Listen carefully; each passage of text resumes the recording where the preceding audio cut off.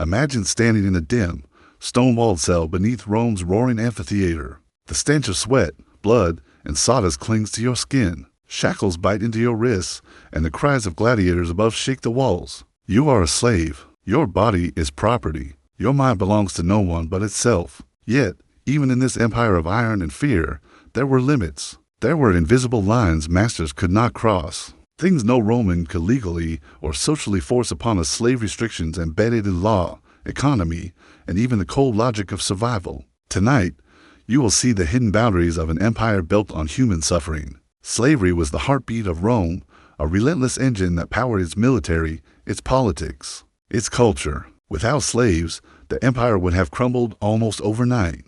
They were everywhere, cooking meals, scrubbing floors, educating children, maintaining accounts, warming beds, even protecting the lives of the elite.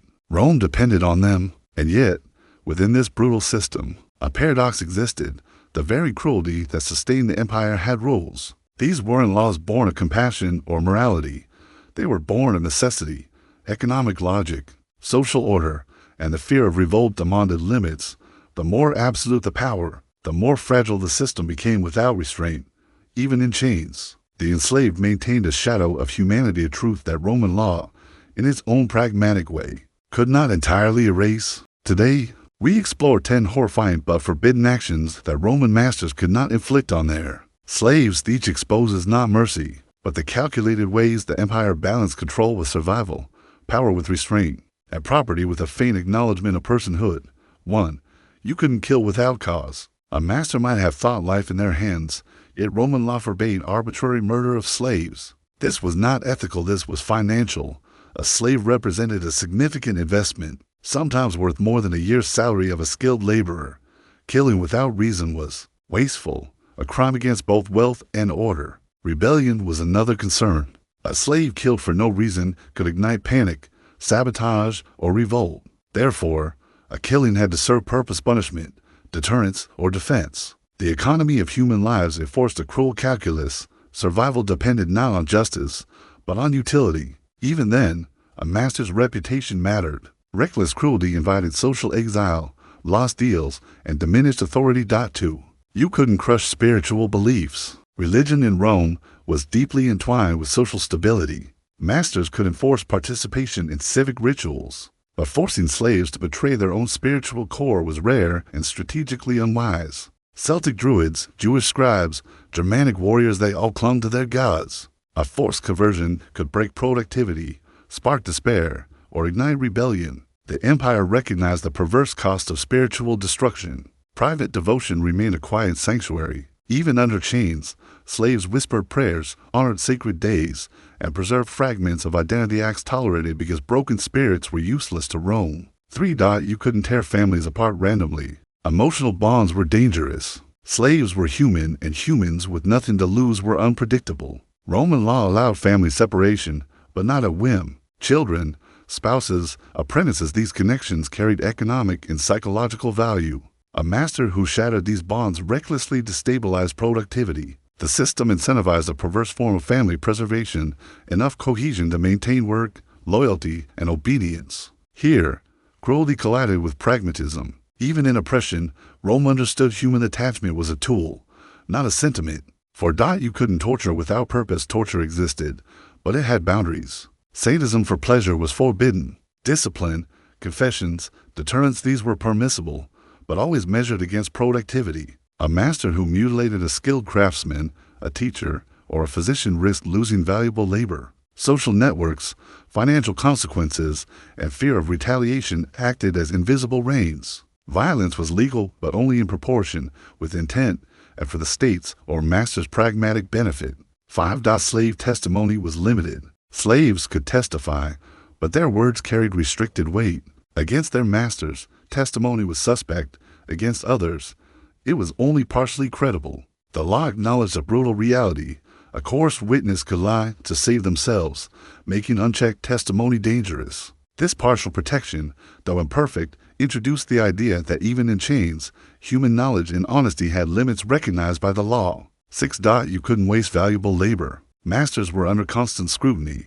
Squandering intellectual or skilled slaves, for example, Forcing a Greek philosopher to dig trenches was socially unacceptable. Elite circles valued talent and sophistication. An improved master risked ostracism, financial loss, and diminished reputation. Here, economics and social expectation enforced a shadow layer of protection. Unskilled laborers had no such luxury. The system safeguarded assets, not lives. 7. Slaves could accumulate personal wealth. The peculium allowed slaves to earn and hold small sums. This shadow economy created incentives, better performance, increased loyalty, and sometimes a path to freedom. Masters tolerated this, not from generosity, but because ambition kept slaves working. Denying it often led to resentment, reduced efficiency, and rebellion. Even in bondage, slaves retained glimpses of autonomy, a subtle assertion of self within the machinery of oppression. 8.